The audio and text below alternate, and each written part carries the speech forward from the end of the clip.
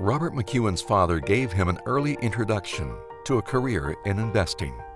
He had me charting stocks when I was 11, and I started investing when I was 12. So my first stock was probably my worst investment.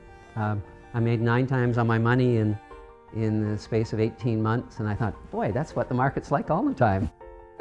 Took a very long time to repeat that. Rob's father also influenced his outlook on life.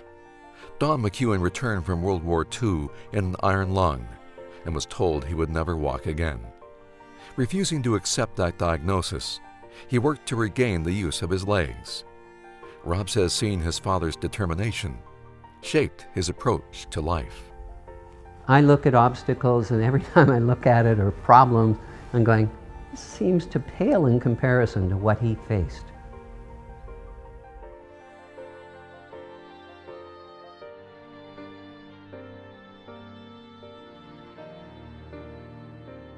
Born in April 1950, Rob's early schooling was at St. Andrew's College.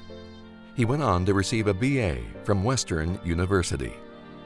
His first exposure to the mining industry was a summer job at Inco in Sudbury, where he was offered a scholarship. And I said, well, that's really great. Thanks so much for that support. But mining isn't in my future. And today I look at it and think that's so ironic. But it did give me a basis of understanding underground mining. In 1978, Rob received his MBA from the Schulich School of Business at York University. Turning down multiple job offers, he decided to take 6 months to travel the world in an old army truck. When he returned, he worked at Merrill Lynch for a few years before joining his father's company.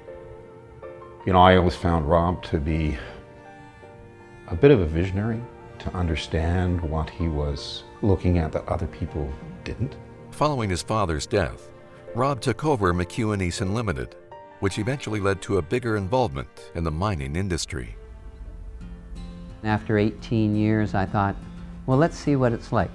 The probability of making a big discovery is very small, but the possibility exists, and that's what made mining a very special industry to me. Rob went on to create and grow Goldcorp into a global mining powerhouse. And over the course of 8 years, I took 5 companies, and there were 3 corporate restructurings, and we compressed them into one, creating Goldcorp Inc. He had patience that not a lot of other people really portrayed. I think it's that patience that allowed him to develop Goldcorp into such a strong company. In the mid-90s, the company's investment in an old mine at Red Lake paid off. A $10 million exploration program showed significant results. But at the same time, trouble was brewing with the union. But it was at a time when the gold prices were heading down.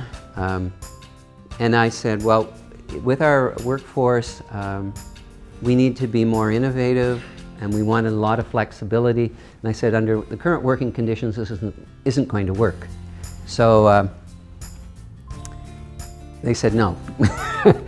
That resulted in a strike that lasted 46 months, during which Rob received a death threat.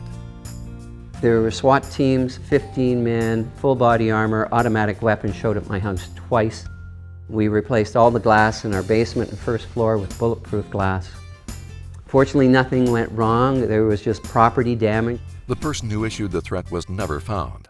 During the strike, exploration continued, and the mill was rebuilt, ready for more efficient production at new levels. When we started up, we went from 50,000 ounces before the strike to 500,000 ounces after the strike at that mine, and our costs went from $360 an ounce to $60 an ounce.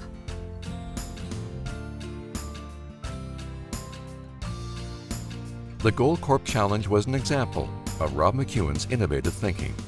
He did a radical thing. He took his geological data, which in the mining industry is a big secret. He published it, and he held a contest. Rob is a real innovator, and he's a very creative thinker, and the expression outside the box kind of fits him pretty well. You know, we all have these paradigms, mental models that put boundaries around what we think.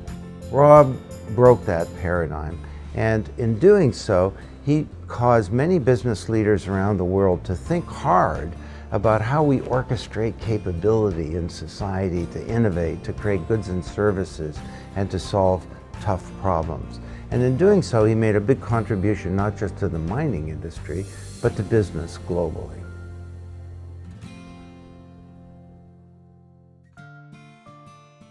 In 2004, Rob decided it was time to step down from Goldcorp. We had $400 million in cash. We had no debt. We were the lowest cost gold producer in the world. I said, this is an ideal time to step out. When I left Goldcorp, I got into buying companies. I would buy 10 to 30% of junior exploration companies that needed money, and I thought they had exciting stories. Rob also used his financial success to give back.